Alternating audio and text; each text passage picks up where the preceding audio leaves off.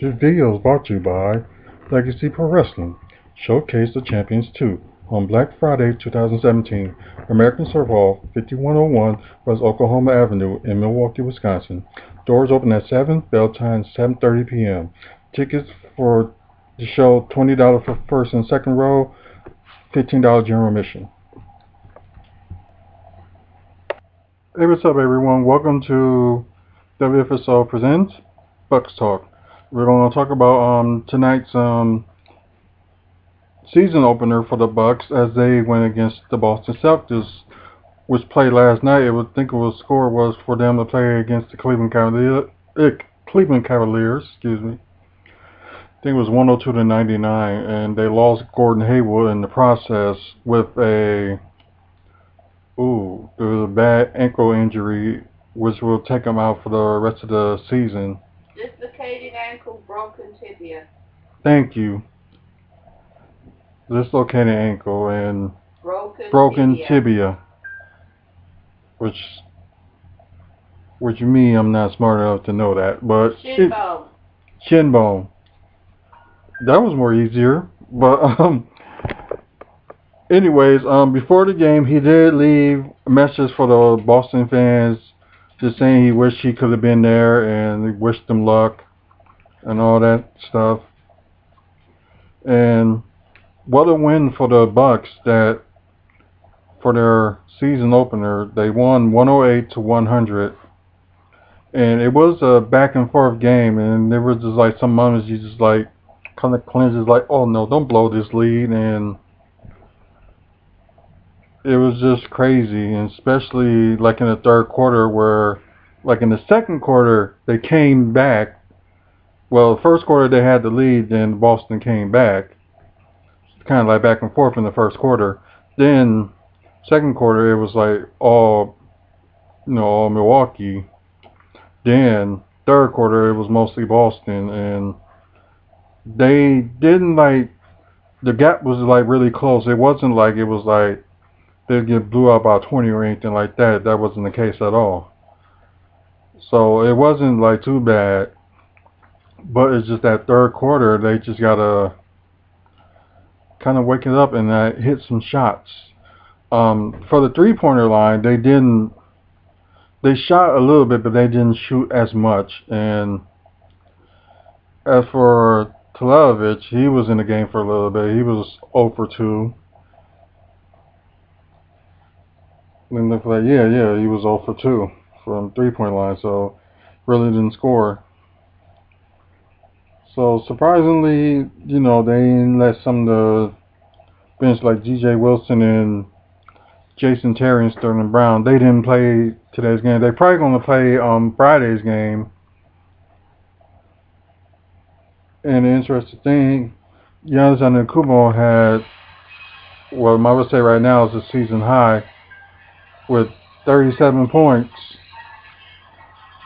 13 rebounds, 3 assists, 3 steals, and what a game he had.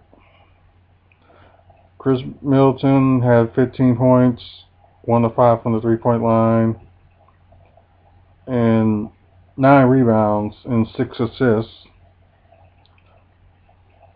Although Thon Maker didn't play much, although he just came off of an ankle injury, which kind of explains, why they didn't play him that much.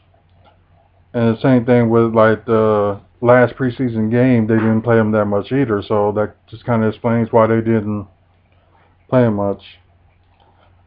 Tony Smith with like nearly 30 minutes only had 5 points, only 2 of 4 scoring, 1 of 3 from three-point line.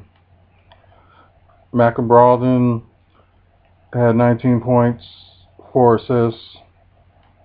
And he was 3 of 5 from the three-point line, which was pretty good. So he put on a solid game. After the bench, Greg Monroe with 10 points and 6 rebounds. Matthew Dellavedova with 15 points, 2 of 4 from the three-point line. John Henson with 5 points and 6 rebounds and 4 blocks. So he was kind of defensive end when it counted. So they kind of, use him more for like trying to ease in Thon. It was, you know, trying to see how good his ankle is and all that stuff. So let's look at Boston's area. Jaylen Brown had fouled out with 18 points. He was 2 or 3 from the three-point line. Al Horford with 13 points with 6 rebounds. Marcus Smart with 12 and 7 rebounds. And Kyrie Irving with 17 points and 2 of 7 from the three-point line. So he had an okay game, but it wasn't as good as, you know, we normally would see him, or as good as it was yesterday's game. I think he had like 24 points and 10 assists, if I'm correct. But some of the bench from the Boston Celtics did, you know, try to keep him in the game. And also with the, you know, with Jaylen Brown and Jason Tatum, try to do what they could to try to keep it close and have them win the game. But unfortunately, it didn't go that route. What I take from this game is, like, you already know who's the Bucks' #1 scorer, and most likely it seems like it's Giannis. And just the mystery is, like, who's going to be their second. Who's going to be the second in scoring for them? Is right now it looks like it's going to be between Martin Brogdon and Chris Middleton. I thought it would be between Tony Snell and Chris Middleton, but like Tony Snell had the minutes, but I guess it's like his defensive presence was like a little bit more, you know. Let's see, he didn't even have a steal, but I guess his defense was okay. But like, you know, you need like the 3-and-D if you're gonna be in the starting lineup to like play, and that's what this team needs, for like a 3-and-D guy like to step up. Like, of course, Chris Middleton has a little bit, but didn't do too great with the 3 points. But you just hope that he will just try to be consistent, which I mentioned in my last video that the Bucks need to be consistent with 3 points, with a 3-point line or whatever. They just need to be consistent, but it just seems like probably the only person who was consistent was Matthew Dellavedova, and he kind of hit like the game-winning shot, if you want to call it that. And it was just a good game on both sides, on both teams. It was a pretty good game. But probably like the good thing that happened is, like, you know, Giannis stepped up and kind of led the team and was ended up being that first option for the guys. The bad I would take from this is it was not enough, like, nobody didn't score enough 3 points except for Dellavedova and Brogdon. And I think, oh yeah, Giannis only attempted once from the 3-point line and didn't make.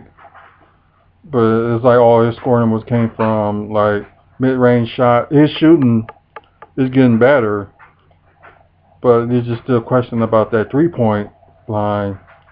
Could he hit it from there?